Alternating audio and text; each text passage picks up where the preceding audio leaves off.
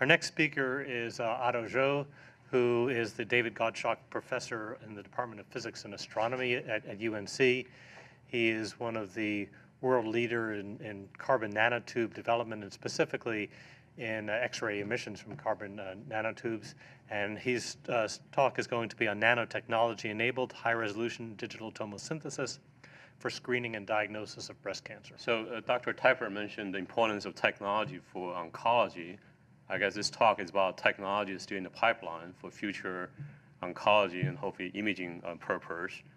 So primarily I'm going to focus on some of the imaging technologies we're developing here at the university, utilizing a carbon nanotube, which some of you may not have seen before, are those fiber-like structures down the bottom to generate, we use them to generate electron beams, using electron beam to generate X-ray radiation. One of the key features of this X-ray radiation source we develop is a spatially distributed X-ray source that allows you to generate X-ray radiations from different points in space. So one of the main attractions of this source is that it allows you to generate CT or computed tomography images without mechanical motion, basically a way towards a stationary CT scanner, which is one of the holy grails for people interested in developing new X-ray-based imaging technologies. This work has, over the years, evolved into a very large collaboration among a lot of people here at the UNC campus. Our primary collaborators are Jianping Lu at the physics department, also Ray Li there in radiology, and Xia Chang in radiation oncology. Today, the X-ray sources are now manufactured by this small startup company called CNT Systems that we, a couple of years ago, set up initially with Siemens Medical. I guess as a full disclosure, I'm on the board of CNT Systems, and part of our research is now today funded by Carestream Health, and also we receive significant income contributions from Hologic for the mammography study. So computed tomography obviously is one of the most important imaging techniques today used for imaging both tumors and other aspects in our lives. Over the last 40 years, we have seen significant improvement in the performance of CT.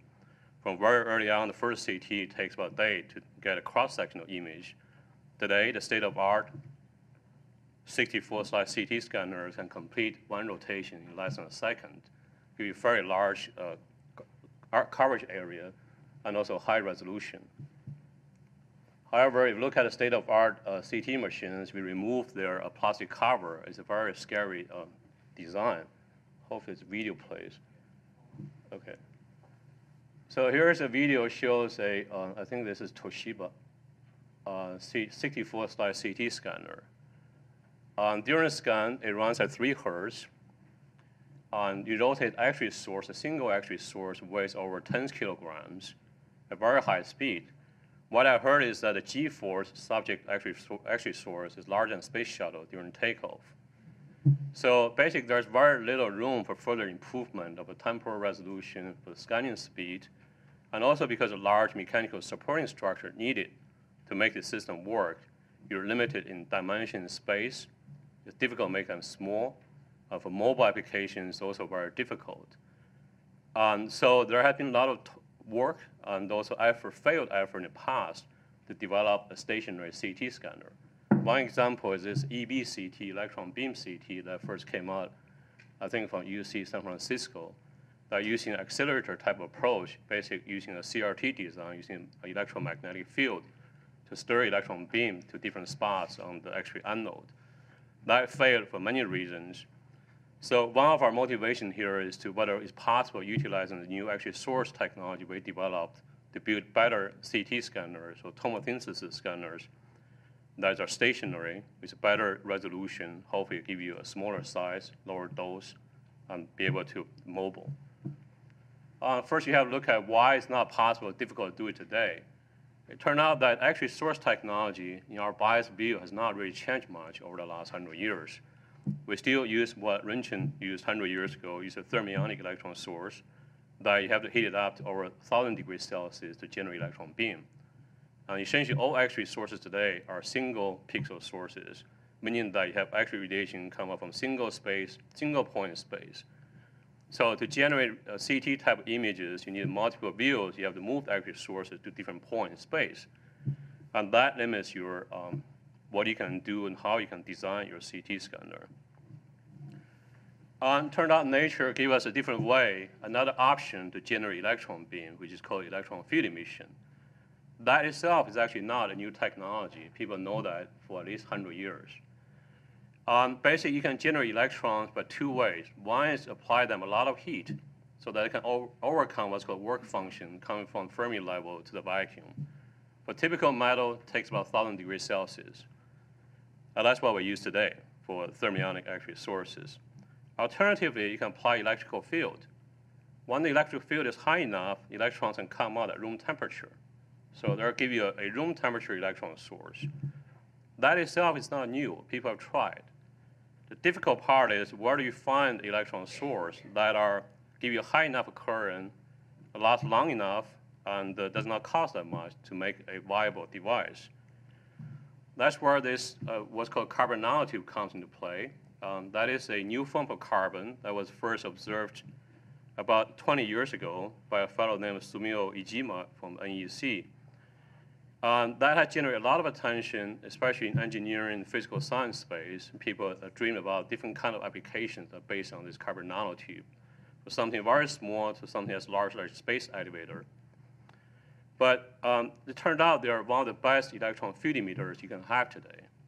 The reason is that they're very small, make it easier to electrons to escape.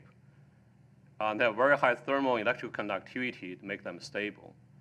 So one of the things we have done in the past is to take advantage of this unique properties of carbon nanotube to design an electron source to be able to generate high enough electron current to make them attractive actually source. As shown here, and we're able now today, using the carbon nanotube emitters, generate about 1 ampere current, which is really as high current you can use today for the state-of-art rotating anode actually tube. So based on that technology, we designed we call them spatially distributed actually source array. The idea is that now since your electron source runs at room temperature, you can packaging them into closed space to either different orientations and configurations, allows you to generate a scanning actually beam by simply electronically activating the individual electron sources without any mechanical motion. So it allows you to basically view the object from different viewing angles without moving either the patient nor the actual source, hopefully not detector. We can afford large detectors.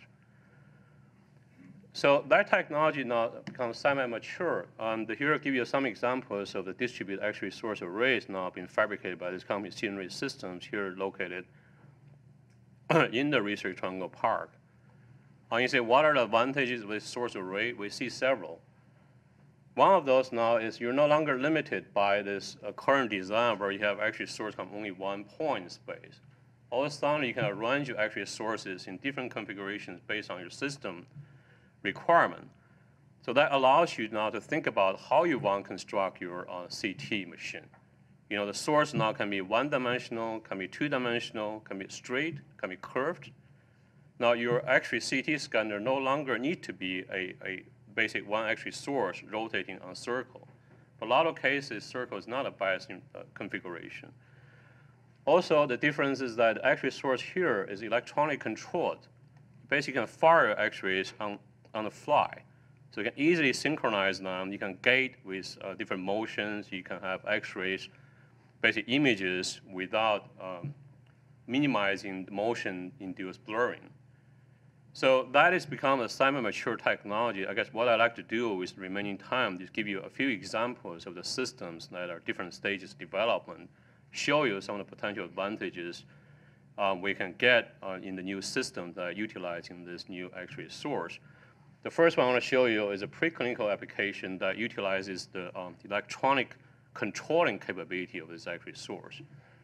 This is a micro-CT, micro-complete tomography scanner that we developed here at university utilizing a carbon nanotube-based actually source for imaging of small animal models that carrying tumors.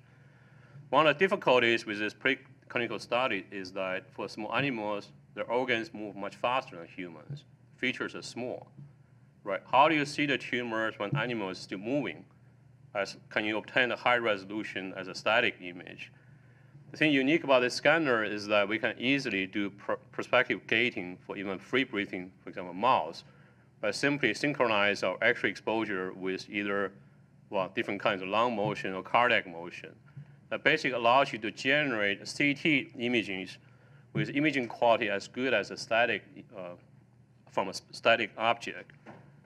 And this become mature technology, and this is one of the scanners now installed in our biomedical research center and used as a user facility for people to bring in their mice for their imaging studies. Give you an example of the type of quality image we can obtain. This is a longitudinal study done by Dr. Lee together with Billy Kim at our cancer center. This is a lung tumor model where we want to study the evolution of the different tumors over the time.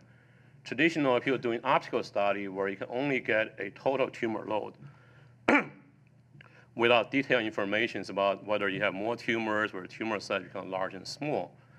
And this is a study where we done on the same mouse over a 2 weeks period. We're able to follow the evolution of individual tumors and tell you exactly whether there's more tumors or less tumors of that particular tumor becomes smaller or larger. This is something that's very difficult to do with today's technology. Okay, now I move on to the next example. This is the, I guess, in the title is the for breast imaging. I think as for this audience, you all know that mammography now is still the most useful imaging technology for screening breast tumor, although the limitations is also well documented. There's very high false positive, false negative rate. So new technologies are coming to the market. For example, early last year, there is a digital breast tomosynthesis system from Hologic that was certified, approved by FDA. Tomosynthesis is basically limited view computed tomography because you have concerns about overexposing the patient. You cannot do or difficult to do a complete CT. Therefore, what's been done today is you take a single X-ray source rather than rotating 360 degrees around the patient. You scan limited angular range, whether it's 15 degrees in the Hologic design or 50 degrees in the Siemens design. You do computer simulation, simulation that provide images, very high in-plane resolution. At the same time, also give you some depth information. That has been shown in recent clinical studies that tomosynthesis will give you better detection for mass, and also by combining that with regular mammography, reduce the recall rate. However, there are also a lot of limitations with this technique. There are two main ones. One is that their scanning time reasonably long. Right? A standard mammogram, at least the exposure is a fraction of a second. The tomosynthesis scanner takes roughly about somewhere between 4 seconds to 25 seconds, depends on how large the angular range and the dose needed. During that time, patient under compression. The long scanning time also leads to, motion-induced image blurring due to source motion and patient motion. As a result, it's known that tomosynthesis has less sensitivity for micro-calcification compared to 2D mammography. Right? And in fact, the FDA-approved model from Hologic actually requires both a combination, both mammography, 2D imaging, and the tomosynthesis for the same patient. So in essence, you double the dose subject to the patient. Our motivation in this study is to say whether is it possible we can take the tomosynthesis idea to design what we call a stationary tomosynthesis scanner that offers the same spatial resolution as the 2D mammography machine, but give you 3D capability. Right? The reason today's tomosynthesis system has motion blur is because it's actually source has to move over a large angular range. During that time, actually beam is on. So it's sort of like you say, you take a camera, when the shutter is on, you move the camera, you have a blur. So our idea is that, well, instead of moving one X-ray source over the angular range, what if we construct a X-ray source array that compresses as many focal spot size as needed for different exposure? And then you can simply electronically switching on off the different X-ray beams to collect the same set of X-ray images without moving the source and remove source motion-induced blurring. And also, if you couple this with higher speed 2D detector, that allows you to further reduce the total scan time. So that's the basic concept. And in collaboration with Hologic and the Scenery Systems, over the years, we have constructed the This is our third generation stationary digital bright tomosynthesis system. What we have done is basically take a hologic selenium dimension system that's approved FDA.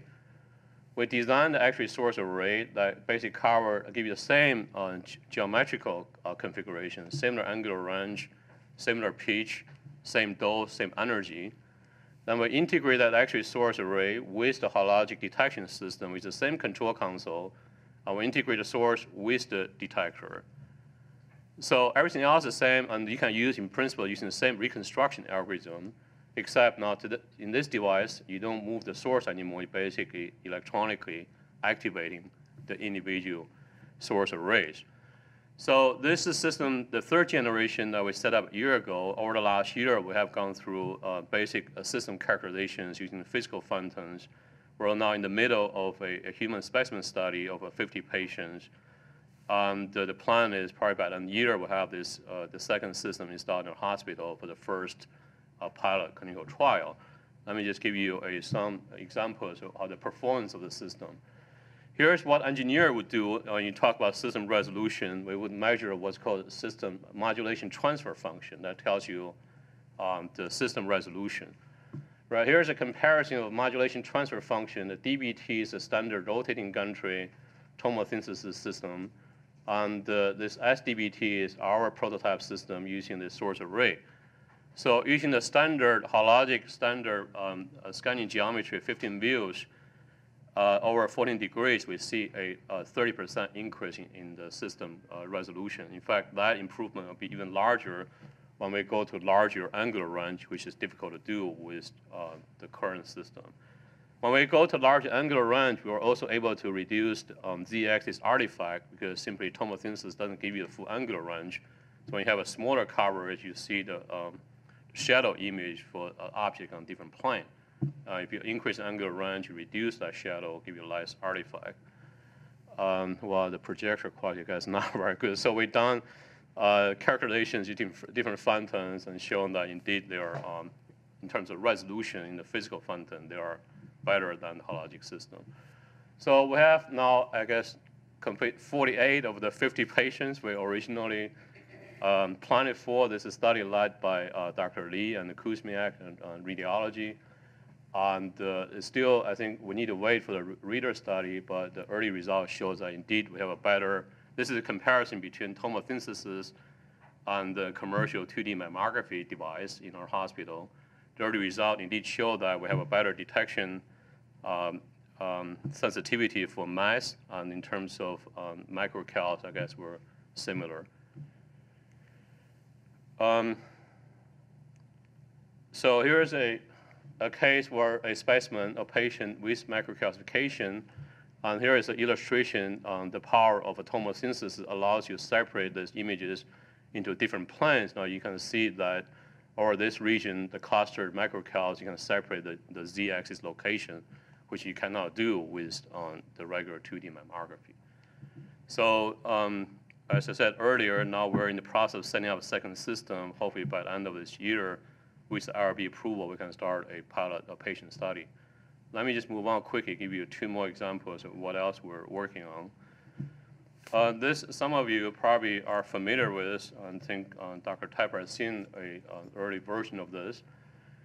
This is actually an early system co-developed together with the Siemens Oncology and Xinray, and also with Dr. Xia Chang here at the UNC Radiation Oncology. The idea is, as we know that today's state-of-art RT radiation therapy system is a cone beam CT for imaging guidance. Commercial models from Varian and Electa uses cone beam that is orthogonal to treatment beam. On this whole rotation to do the CT image, it takes about 1 minute. It's not real time. So the original idea is whether it's possible to design an imaging guidance system that give you imaging in real time during therapy. Right, so we designed a basic actually source array that mounted on the multi-leaf at exit, below the multi-leaf collimator, there's a detector. So during the treatment, one can have a tomosynthesis image within 3 to 5 seconds rather than 1 minute. Right, give you a guidance where the tumor is. And so from technology point of view, this seems to be a promising approach. Unfortunately, the future today is not clear because, as a lot of you know, Siemens pulled out from the radiation oncology business. Where we're going to go with technology, I think, yet to be discussed. Lastly, since this is a translational research conference, translational to me means moving from one space to another space. I will show you that. We can also translate medical research to homeland security. Also use this to I think early on I said motivation to build a stationary CT. I think this is probably the first place we're going to realize a stationary CT system. This is a prototype device we developed for a carry-on bag. Today, as you go home tomorrow, go to the airport, you find that your check-in bag is scanned by CT, your carry-on bag is not. So you got to throw away your water bottles, you have to take out your laptop computers. This scanner is actually dual energy CT scanner, allows us to differentiate. You can have a bottle of water, a sugar water in your bag, we'll be able to tell from the Huntsville unit difference. And small enough to be able to put into the checkpoint. So I think with that, I'll stop here and say thank you very much. Hopefully we'll see more technology come out from this.